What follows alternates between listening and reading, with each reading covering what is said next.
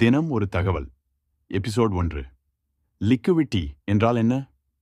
மார்க்கெட்டில் பெரிய players, institutions, FIIs, smart money லட்சக்கணக்கான ஷேர்ஸ் வாங்கவோ விற்கவோ வேண்டும் என்றால் எதிர்ப்புறத்தில் பயர்ஸ் அல்லது செல்லர்ஸ் இருக்க வேண்டும்.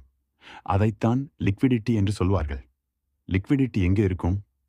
ப்ரீவியஸ் டே ஹை மேல், ப்ரீவியஸ் டே லோ கீழ், இம்பார்ட்டன்ட் சப்போர்ட் கீழ், இம்பார்ட்டன்ட் ரெசிஸ்டன்ஸ் மேல், ஈக்குவல் ஹைஸ் மற்றும் ஈக்குவல் லோஸ் அருகில்.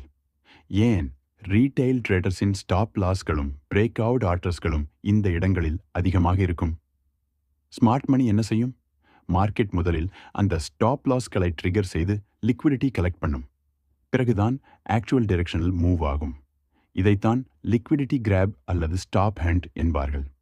இதிலிருந்து நாம் தெரிந்து கொள்வது, பிரேக் அவுட் பார்த்தவுடனே என்ட்ரி எடுப்பதை விட லிக்விடிட்டி எடுக்கப்பட்டதா என்று பாருங்கள்.